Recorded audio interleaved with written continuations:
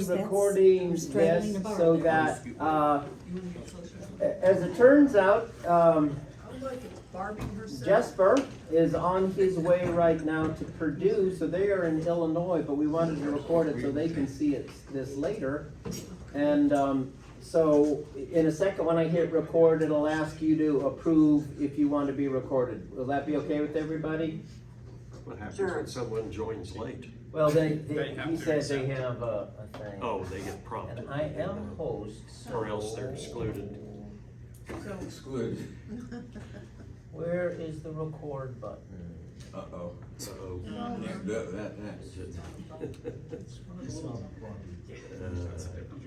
John, do you know where it is? Well, are you logged in as host? Yes, I am.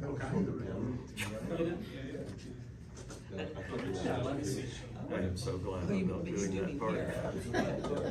Record, it's in the board. Record to the cloud. Record on this computer. Record on this computer.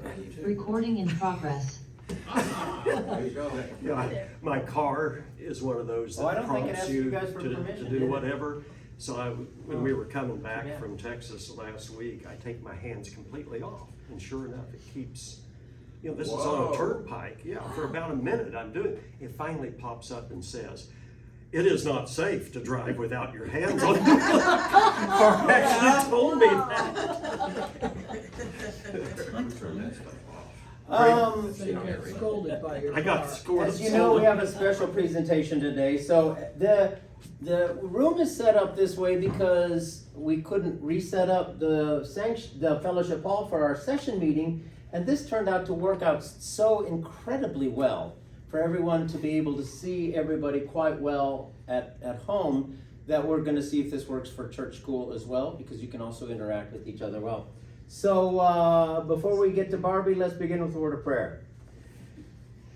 God of love and grace, we give you thanks for the opportunities to be together in any way that we find to be in fellowship and study and worship.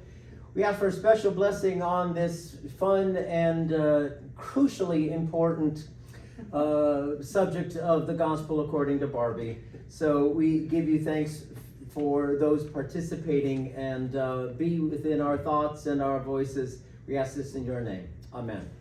Amen.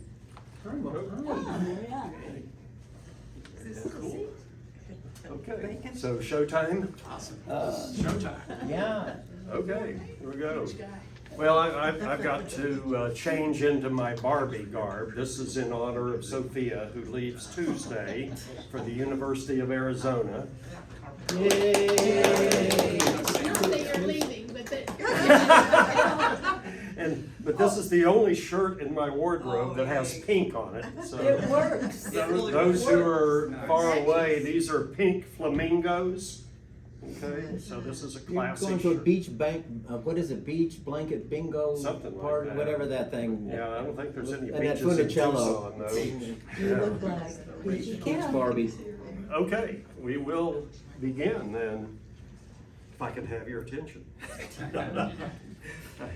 I have not thought much about Barbie dolls during my life, except that they were not consistent with the feminist movement that Linda and I generally embraced during our married life together from 1960. As a result, our daughter, born in 1975, I didn't break up like that when we were rehearsing. Sorry. Our daughter, who was born in 1975, did not have a Barbie doll while growing up in our house. We never bought one for our granddaughter either, sorry. Therefore, I had absolutely no interest in seeing the new Barbie movie in the weeks leading up to its release on July 21st, my birthday, and thanks to all of you for sending me cards and wishing me happy birthday, until the day before, when it was determined that I would accompany my friend and daughter-in-law to the Fashion Valley Mall in San Diego so they could shop the morning of July 21st. I had less interest in shopping than in Barbie, but was motivated by a promised lunch and spending time with them. So on a whim and a desire to be a bit silly, which I rarely am, Oh, yeah. I decided to see Barbie at its first 10 a.m. showtime at the AMC Fashion Valley 18 Theater. Well, on the other hand, my friends and I were greatly anticipating the release of Barbie on July 21st, so we made a plan to go see it with each other. Growing up, I did play with Barbies. He just didn't buy them for me, but I did have them. So like, I was very interested in the Barbie movie, unlike him. I also fell victim to the phenomenon of Barbenheimer, which is where you go see Barbie and Oppenheimer in the same weekend. Oh. So that even added more hype to like the experience. So my friends and I were very hyped to see Barbie that weekend. I bought a ticket at the kiosk 10 minutes late and made my way past women dressed in pink waiting for the 10:30 a.m. showtime and made my way to the theater. My worst fear, that the theater would be filled with girls and moms in pink wondering what an old geezer like me was doing there, was not realized. So I sat alone in a mostly empty theater and watched as Barbies and Kens happily interacted with each other mindlessly in Barbie land. Are we able to share screen? You ready? Well, just for the pictures. I actually took these photos in the theater. Not sure, John, if I violated copyrights or what. Fair use, I think. Yeah, can you scroll up? That's one, and then we have another. And you can get the effect there. And then go up to the next one and leave it there for now. Thank you so much, Tom. Appreciate it. Yeah. You might, I'll just make a side comment. If you can see this photo, which I'll refer, I won't refer to this photo, but we'll refer to it. Oh, I think we refer to it later, don't we? Yeah, we'll wait till we get to that part. Yeah. Okay. So again, the Kens and Barbies are interacting mindlessly in Barbie land. I was neither impressed nor entertained. So I decided to see how many other movies I could see part of before exiting to the world of shopping. Then the plot shifted to Barbie having some very human thoughts, and I remained for the duration being surprisingly entertained. Spoiler alert, here's our synopsis of the story.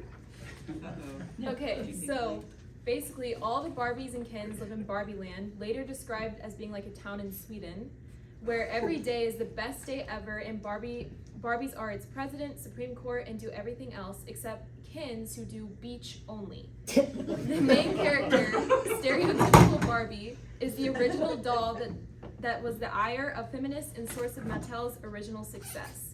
It seems that Mattel adapted by turning out a variety of Barbies and Kens to capture woke consumer dollars. And then here's like an example of different like cultural Barbies. You got Swedish Barbie, Mexican Barbie, and then there's like your stereotypical Barbie and Ken. These are courtesy of Margot Wagner and my friend Jackie's daughter's collection. There are more. Oh, did you finish? I did. Oh, you did. All right.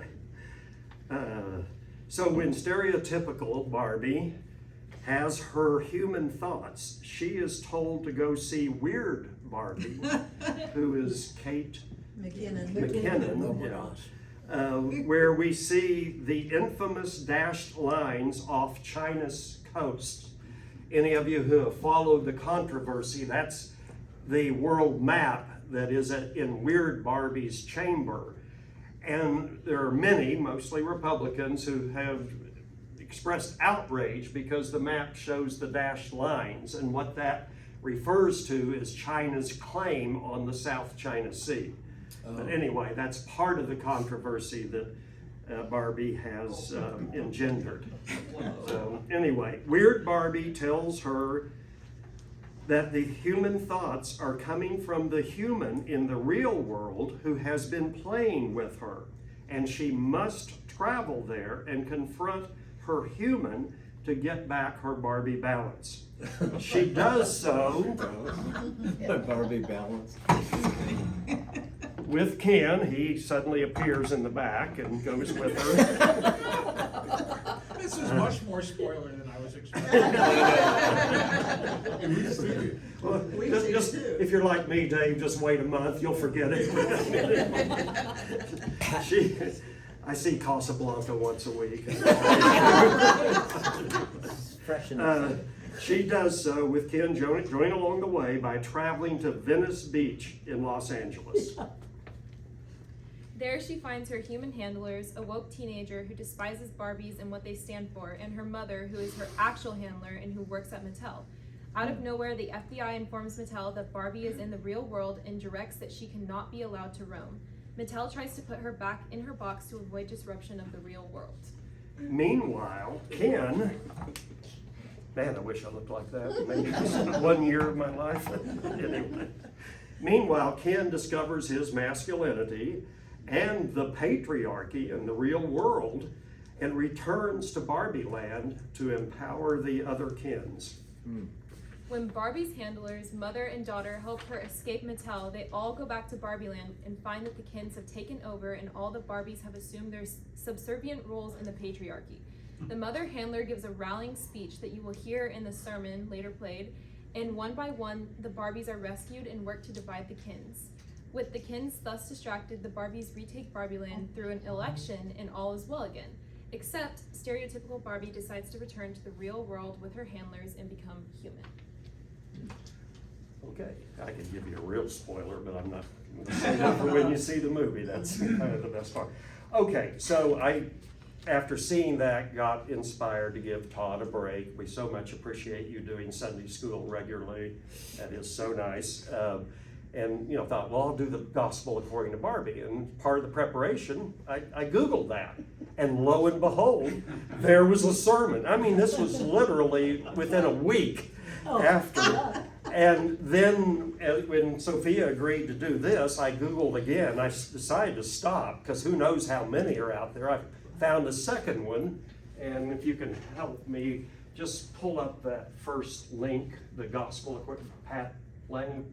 No, You said that's the real one. You want the. There's another one up above. Okay, I didn't know you were going to use that one. I just wanted to show that. If you'll just stop it there, don't play it. This is worth looking at. I will tell you that you would want to watch, unless you want to see the whole service, which is an hour and a half. But this is a UCC Open and Affirming Church in North Hollywood. And at the 49th minute begins a 30-minute sermon on the gospel according to Barbie. And if you really get into this, hers, it's worth watching. But 30 minutes is too long for this morning, and there's other reasons that I think the other one is good to show. So now, go ahead. Actually, it said MCC. I'm sorry. So that's the Metropolitan Community Church, which is basically the LGBTQ church that started in Los Angeles and San Francisco. There was one here. Kathy Elliott was the pastor of the MCC church here in Tulsa. So anyway, so it's MCC has evidently united with the UCC church and jointly. So that's pretty cool. Yeah. See, I told you in this class we will be challenged on everything that we say. No. I did tell her that. Are you ready for this one? We are ready for this one, so enjoy. This is First of all, I need to just introduce it. Let's listen to the sermon from Grace Cathedral in San Francisco by Reverend Dr. Malcolm Clemens Young, which includes a nice segue from the lesson that we learned, those of you who were here, with Dr. Lisa Davison, one of the, Todd was, remember the title of her lesson was Rowdy Broads of the Hebrew Bible, Women Who Get Things Done. So this kind of fits with that. Okay, so now we'll listen to it. It runs about 15 minutes. I'm going to give you about 5 seconds to hear because I want to hear from people online to see if you can both see it and hear it. Hi, Barbie. Did you hear that online? Well, no sound. No sound. You only have one word. Yeah, you Well, let's, Hey, Barbie, everyone says hi to each other, and it is so adorable, but it's very confusing because. did you do that? Can you hear that, Bert? Yeah. Okay, Yeah. then you can. Okay, turn on your own volume Yes, I higher. can hear We it. gotta decide as we can. And turn off your own speakers, if you would, please. They all have the same name. When Barbie first leaves her home in the matriarchal paradise of Barbie Land and arrives in Venice Beach, California, she gets relentlessly harassed. And we, who are watching, have become so attached to her, and it feels heartbreaking. Near the end of the film, a character named Gloria summarizes the contradictions of being a girl or woman today. You have to be thin, but not too thin. And you can never say you want to be thin. You have to say you want to be healthy, but also you have to be thin. You have to have money, but you can't ask for money because that's crass. You have to be the boss, but you can't be mean. You have to lead, but you can't squash other people's ideas. You're supposed to love being a mother, but don't talk about your kids all the damn time. You have to be a career woman, but so always looking out for other people. You have to answer for men's bad behavior, which is insane. But if you point out what they're doing, you're accused of complaining. You're supposed to say pretty for men, but not too pretty, so that you tempt them. You must not threaten other women because you're supposed to be part of the sisterhood. You have to never get old, never be rude, never show off, never be selfish, never fall down, never fail, never show fear, never get out of line. And it turns out, in fact, that not only are you doing everything wrong, but everything is your fault. I'm just so tired of watching myself and every single other woman tie herself into knots so that people will like us. Behind this frustration lies a desire for human dignity, true equality, for respect among all people. And yet at the same time, we experience a deep divisiveness in our society over gender roles. Senator Josh Hawley writes that there is, quote, no menace to this nation greater than the collapse of American manhood. He blames this problem on the control exerted by the American left over the press, universities, and politics. So think about that just for a minute. Climate change, the economy, inequality, homelessness, racism, wars, the Chinese government infiltrating all our computer codes. There's dozens of things that we could go on about. But for him, a United States senator, the biggest problem is that men don't feel good enough about themselves. It turns out that attitudes about gender and masculinity are deeply correlated with how we vote. A July survey even carried the title, "The best way to find out if someone is a Trump voter? Ask them what they think about manhood." How can Americans disagree so profoundly about the value of equality when it is central to our culture? The answer is simple and short. Tradition. To treat people fairly with respect to gender would mean a departure from the status quo, and many of us are not ready for this change. It can actually be summarized in one of the survey's questions that I just referred to. Quote, this question is, quote, traditional family structure with a wage-earning father and a homemaking mother best equips children to succeed, end quote. Although too few Americans were ever able to afford this kind of life, this is what many believe God demands of us. Now, at the heart of the issue lies the question of how we read the Bible. The central prayer and statement of faith in Judaism is the Shema, Shema means to hear, and the prayer begins, "Hear, O Israel, the Lord is our God, the Lord is one." And Jesus refers to this when a young lawyer asks him, which is the greatest commandment of all? And Jesus explains, we should love God with all our heart, soul, mind, and strength, and love our neighbor as ourselves.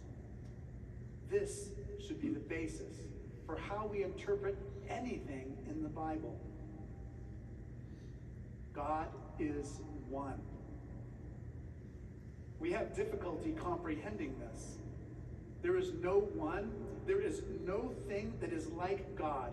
God is utterly unique. God is one. We may say that God is like the universe, the laws of physics, the ocean, a trusted friend, a judge, a beloved mother, but we cannot compare God to anything else in our experience without being more wrong than we are right.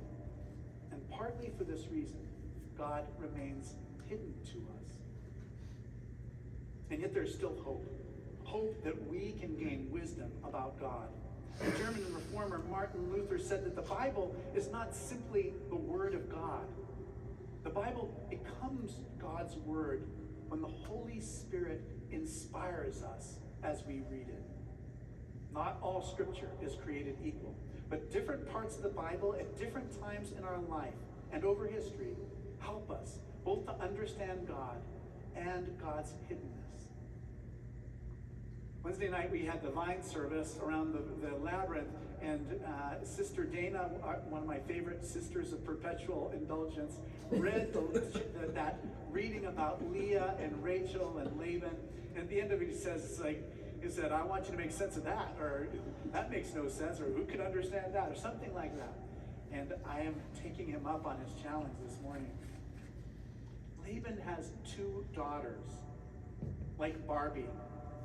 Leah has lovely eyes, and younger Rachel is graceful and beautiful. And Jacob agrees to work for 7 years if he could be allowed to marry Rachel. And so the 7 years pass, and this is one of my favorite little notes in the Bible. The 7 years pass, quote, "and they seemed to him but a few days because of the love he had for her." Now, all of us have had that experience, right? That experience of love that makes the time pass so quickly. And after a great feast, Laban tricks Jacob into sleeping with Leah and then makes him work 7 more years to be married to both sisters. Now, from my perspective, it is impossible for me to interpret this as an endorsement of the wage-earning, homemaking model of family, right? The story does not mean that we should all have 2 spouses, or that we should work really hard so that we can buy another person. It does not warn us against being fooled into sleeping with the wrong person, or against falling in love, or that women are of secondary importance to men. So what does it mean? What does it mean today? It is a part of a long story about how the people of God, through a series of events that are influenced by individuals with their unique personalities, and how these result in the people of God being saved first from famine, then falling into slavery, and then finally being set free. But this morning, it also serves as a kind of allegory for the kind of ideal society we think we want on the one hand, and the one which we actually have on the other. We live in a world both of our dreams for how things could be and how things actually are. Both of these matter and have continuing value. In other words, we live both in Barbie land and the real world at the same time. What does this mean? In the story, at the end of it, Rachel, she dies as the family is traveling, and they end up burying her by the side of the road. So Rachel, the beloved one, is buried by the side of the road. And when Leah dies, Jacob buries her in his family plot next to where he will be interred. And it seems as if he really embraced the one he did not initially choose. Jacob learned to love. God is one. God is incomparable.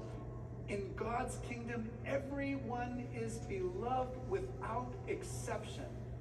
And Jesus tries through different parables to show us this, to show us God's work and what God's kingdom is like. God's kingdom is small, like a mustard seed, but has a huge effect so that all the birds of the heavens can have a home.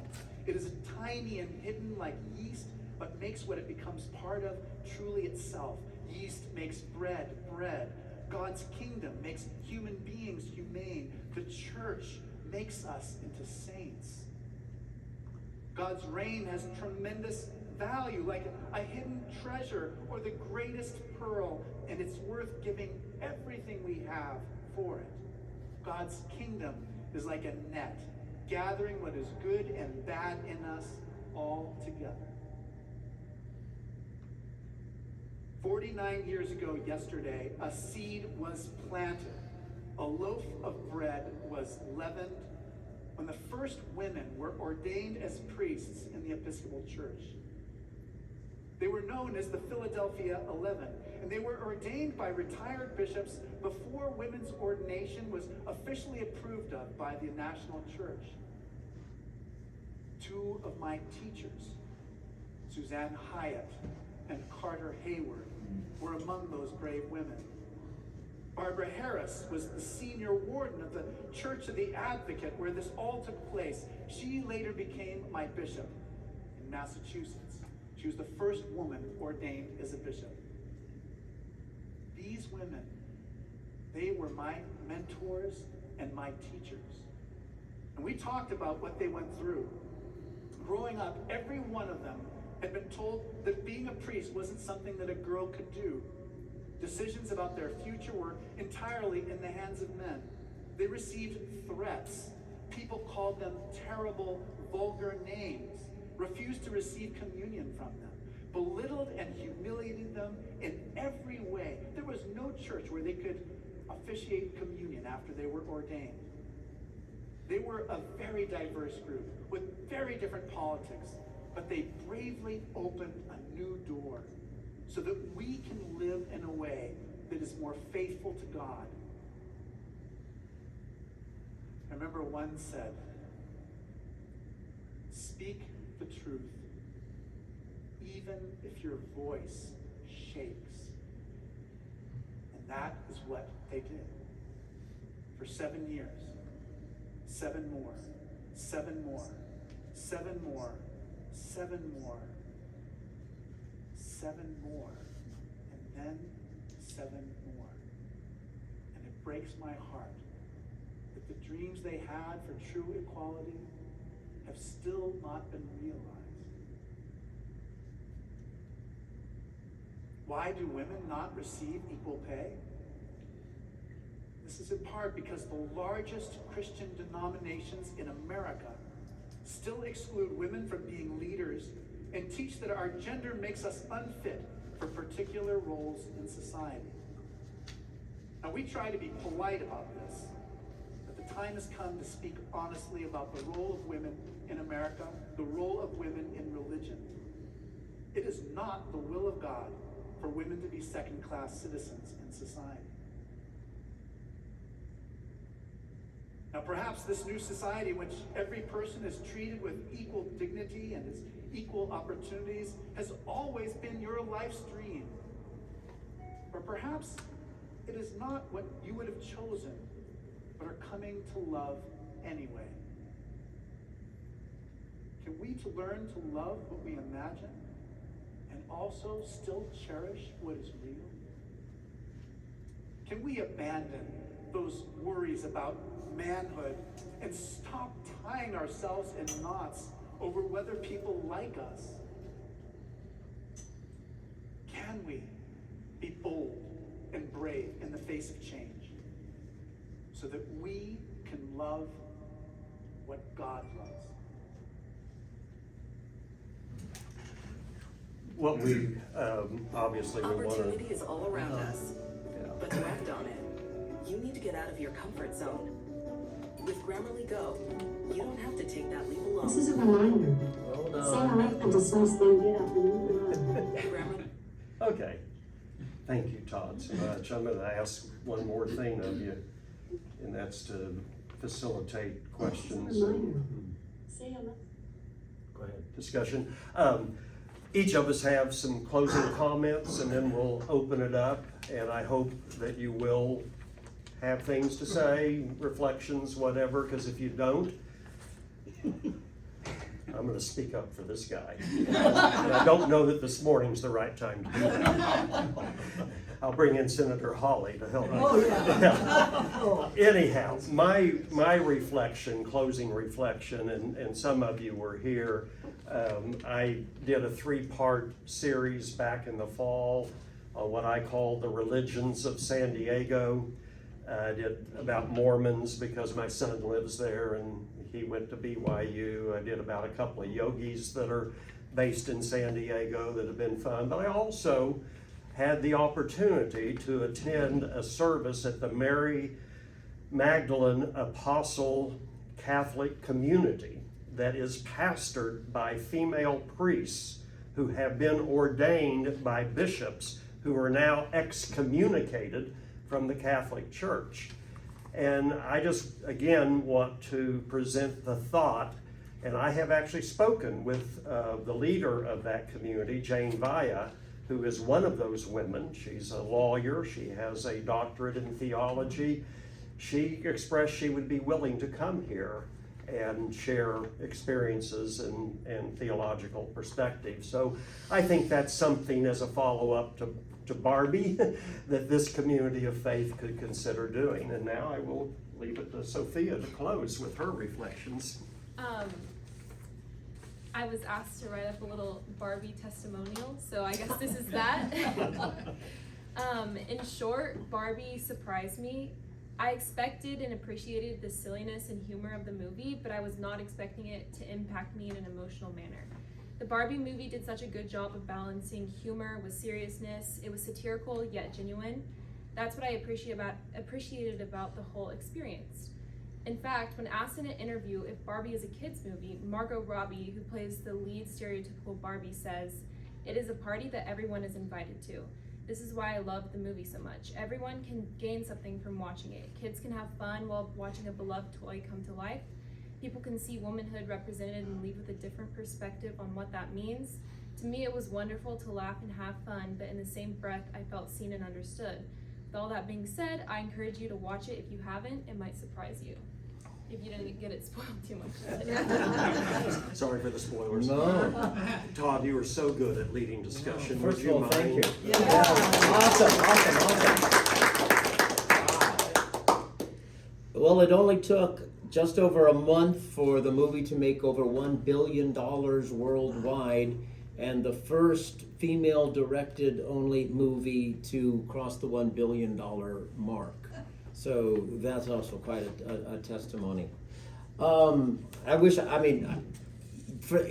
Lead the discussion, those of you who have seen it. I had no idea that it went into the real world, for instance, and so it was in the real world that they learned about patriarchy. Gotta love that. And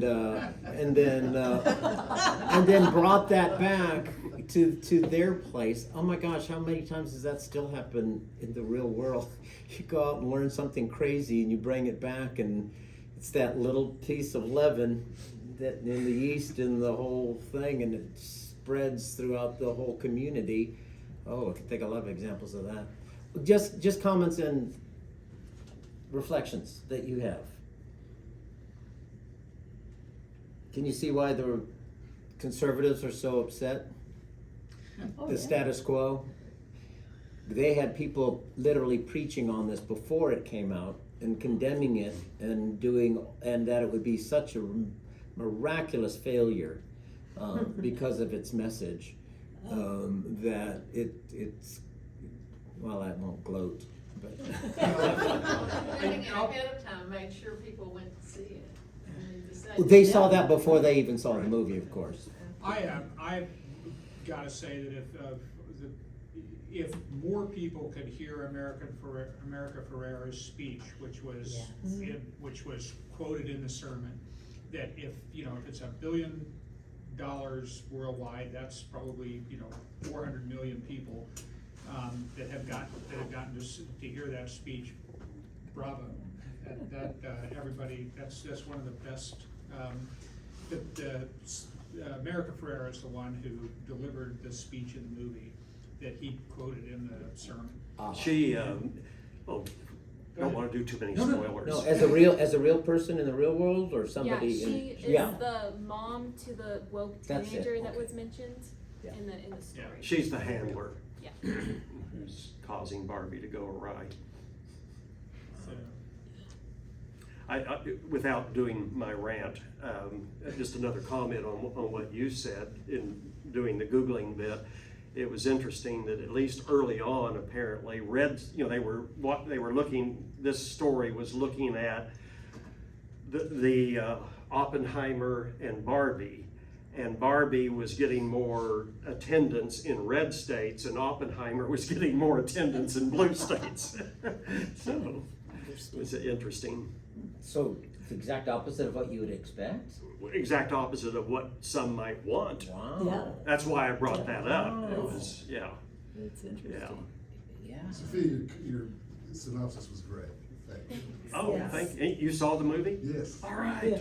After we got recommended by, Elaine says, we want to see it.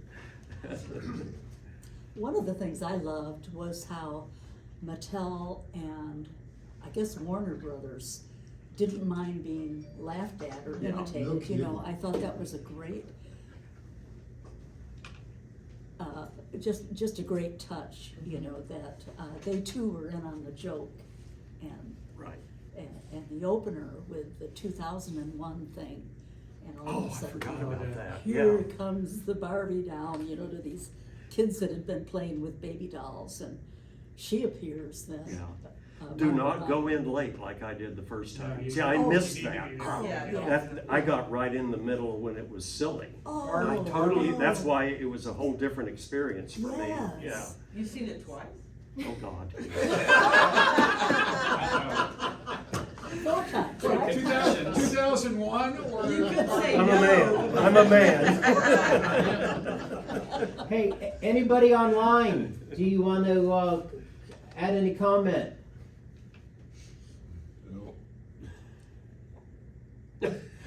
Carol's moving toward her phone. There you go. Oh. I would like to see Gary and Sophia, because I don't know her. And they're both speaking together, That's so right. I don't know if it's, you don't wanna be seen and recorded, but it'd be nice to get a shot of No, them together. we're there. They're on Such a the great job. hit gallery. They're on there. Oh, okay. Oh, but you're on your phone. You can only see so many people on a phone. So keep scrolling. You'll see them. Yes. Yeah, Sophia's in pink. Oh, yeah, there I am. Jan, and you have a couple Barbies to show us. That's right. I will, but, I wish I'd had the maturity that Gary and Melinda did. No. I did just Got another story. forward that speech by email to John and Gary and, okay, here's one of the Barbies that we have. Can you see it? Beautiful. She is pretty. And then the other one kind of reminds me of Marilyn Monroe, unfortunately, but anyhow, I can see her as well. She has a microphone that goes with her. Oh, wow. Hold on just a second. As I told Jan when she showed me that, in real life at the premiere, some famous buxom starlet had somebody hand make that exact copy of that dress that she wore to the premiere. Wow. And looked just like that. Go ahead, Jan. Oh, that's all. Well, I have to, Jan, I have to do a follow-up just so you won't think Linda and I were so superior.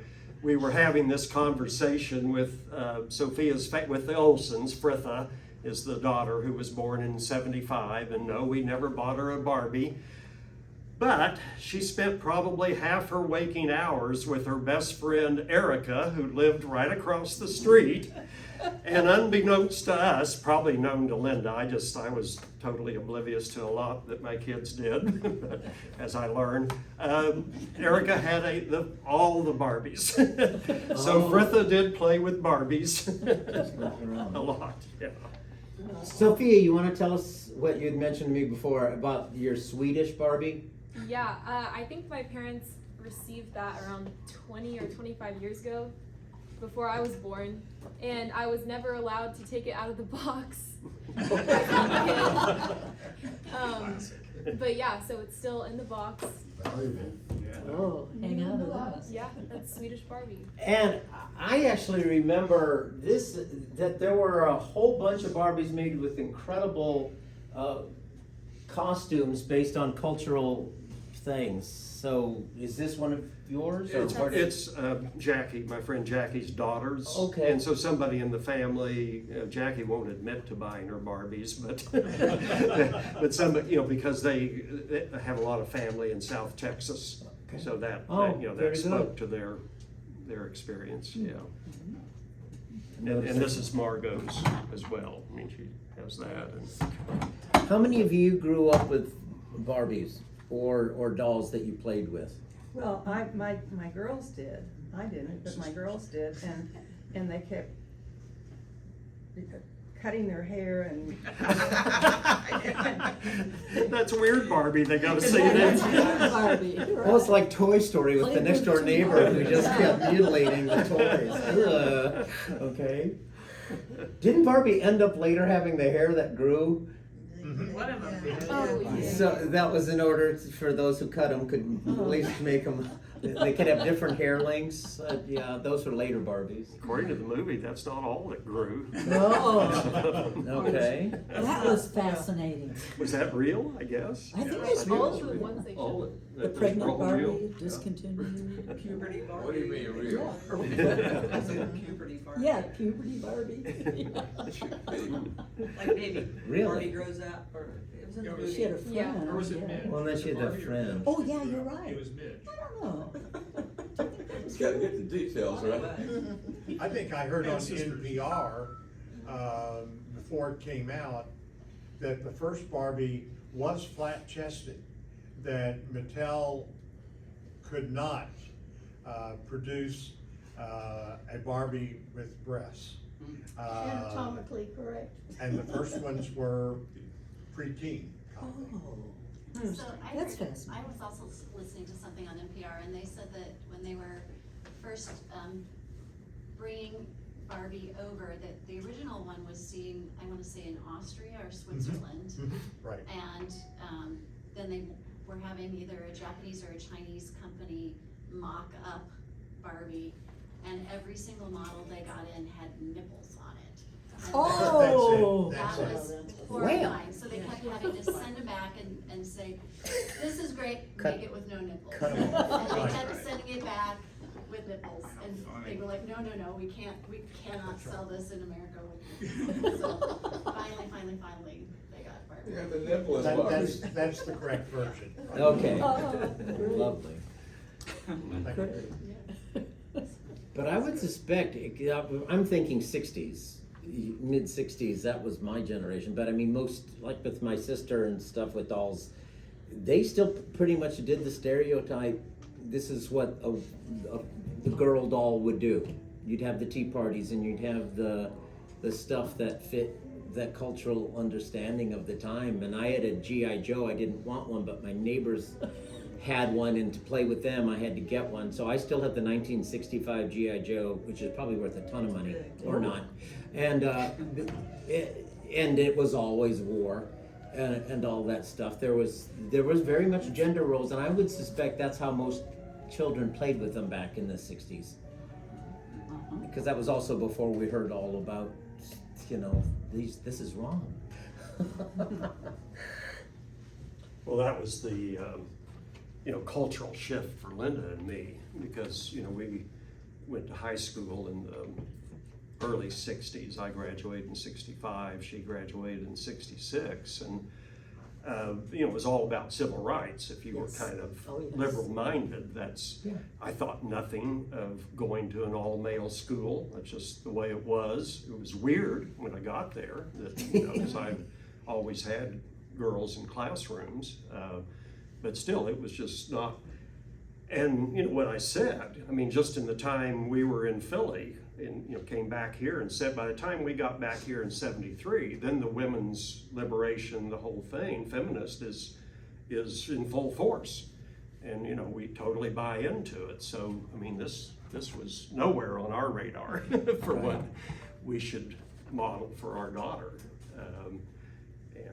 It was just interesting, because 60s, totally. It wasn't that we bought into it. It's just that's the only way it was. Yeah. In the 70s, complete flip.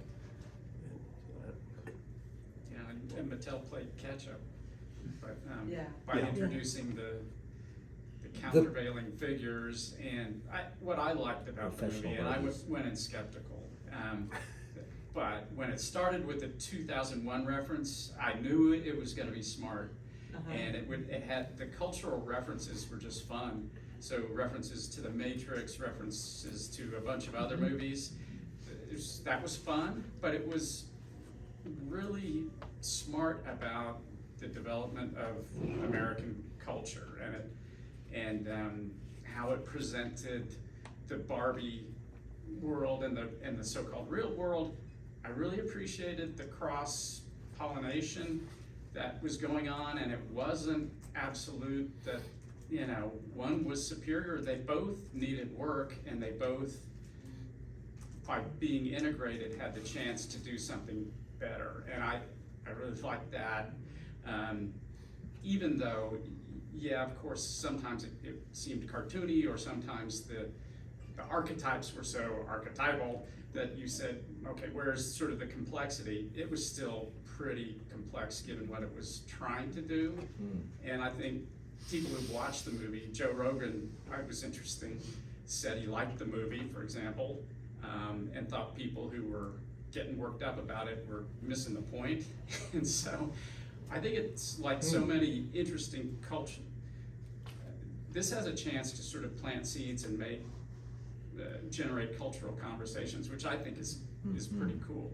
So I walked away impressed with what they had tried to do and what I think they did do in many cases, and working on multiple levels. It was fun to see, refreshing to see something so original and so self-aware of American culture. Self-aware. But anyway. Did you open up the email that is sent out about the church school class? You guys obviously did online, since you clicked the Thank link. you for that. That was so sweet. I actually Googled Barbie as a preacher. And did you see? Yeah. You didn't open up the Yeah, link? I did not. And here's Barbie with her, but it was like my alb, the white alb with the thing, just being a preacher. I saw that. So I loved that there was a preacher Barbie. So. Marianne, you were gonna say something. Exactly what you were gonna say, John. I'm sorry, Mary. I like Sophia's comment that the Barbie movie is like a party, and children can go, although I hadn't thought of it as a children's movie, but I know some children who've been. And so you can all be invited to the party, but when you get there, you find this depth of conversation, you find humor, and people who disagree on things, but it gives you a place to talk about it, and a happy, fun place. You've gone to the movie with maybe free popcorn. And so it's a place to gather sort of safely to talk about these things, and it also frames things you think you know differently, like the corporate board of Mattel was all male, and she challenged that, and they sort of said, well, I think back in 1981 we had a woman on there. And so some things that even I kind of take for granted, I think, why do we take this for granted? So it is a party. You can go for the party, but you stay for the depth of thought and new way of seeing things. Very good. Good. The character Alan, I found was interesting. He did not, of course, fit into Barbie land, far too different, okay? But he chose to go back to the real world with them, and I think he would have found his place somewhere in the real world, where he might not have 20, 30 years ago. I think it's a good point. It's an interesting part of the pushback or whatever. I worked Tuesday's election, and you spend 13 hours with two people you've never met before. And it's each time has been an interesting experience. But as one coworker, somehow I brought up that I was teaching the gospel according to Barbie or something. But anyway, Just came up. It's very brief. Just came up. It's a long day.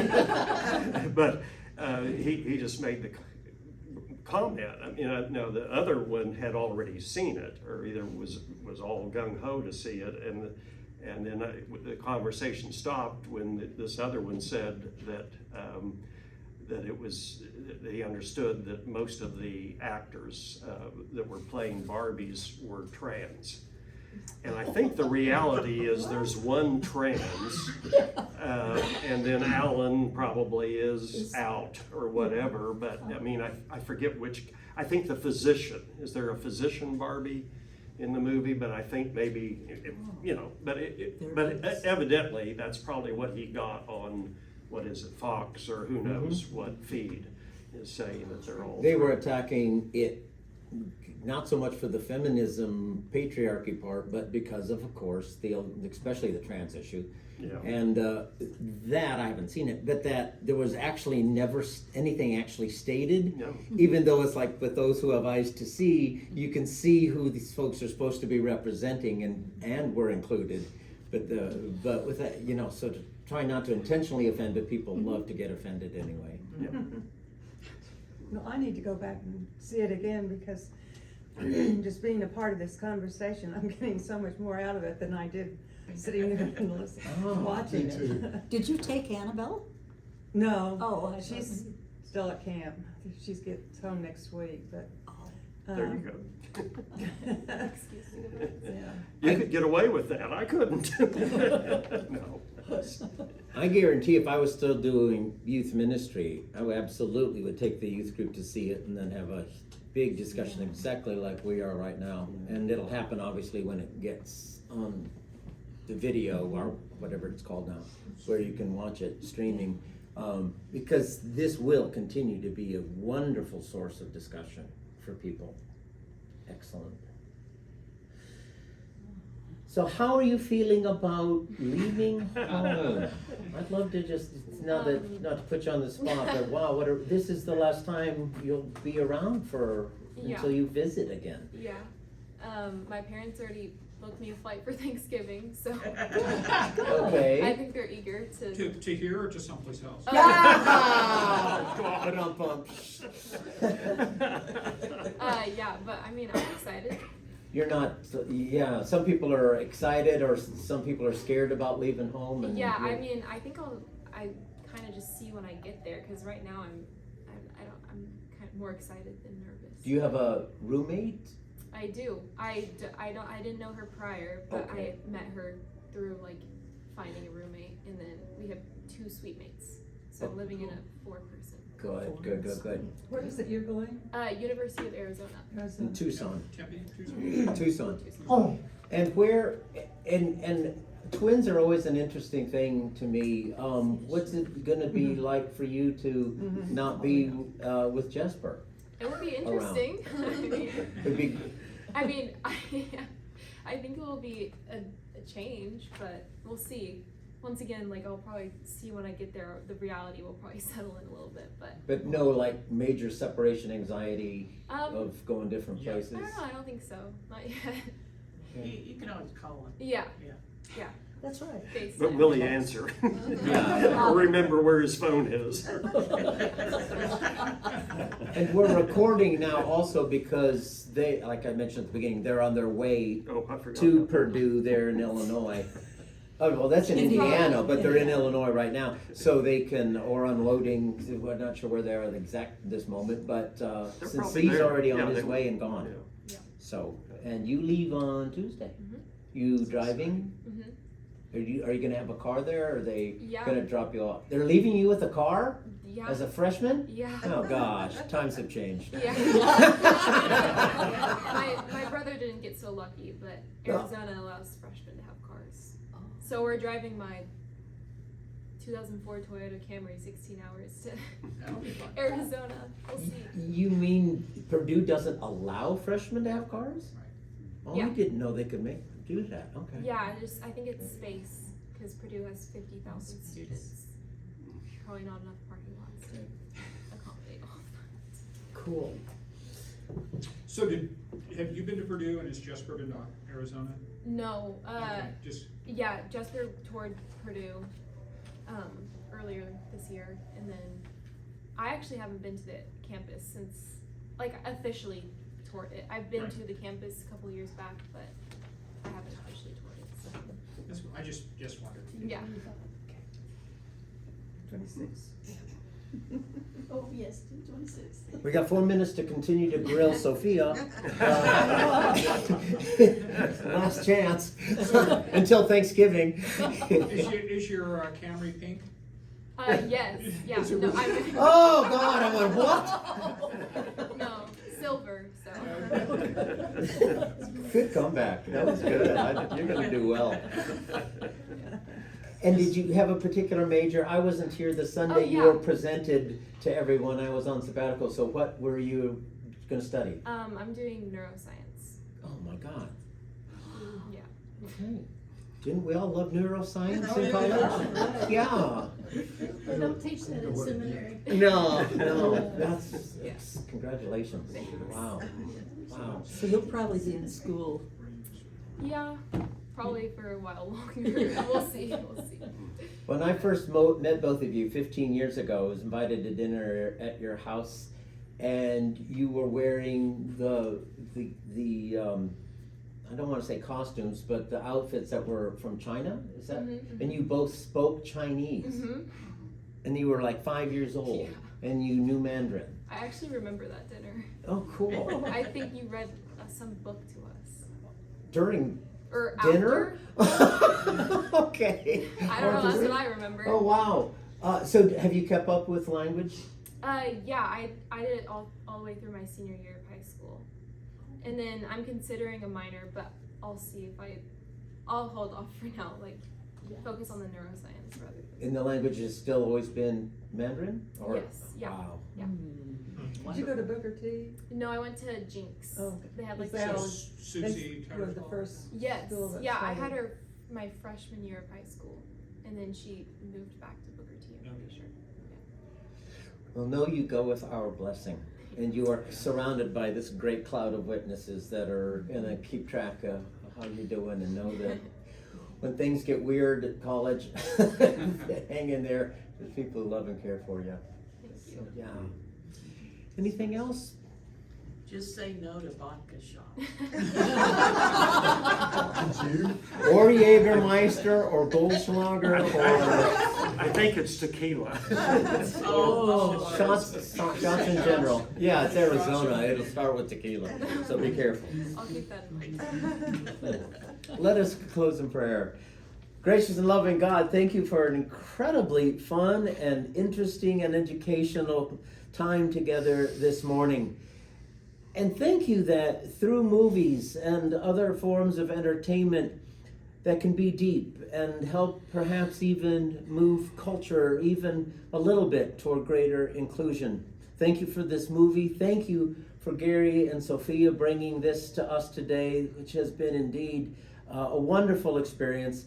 And certainly be with Jesper up in Purdue and Sophia in Tucson. Bless them, and again let them know that they are loved and cared about, and that you are always with them and for them. We ask this in Jesus' name. Amen. Amen. Thank you, guys. Thank you. Yay! Thank you so much. We'll see you guys online later. Yeah, thank you all, it was wonderful. are more accurate. That's great.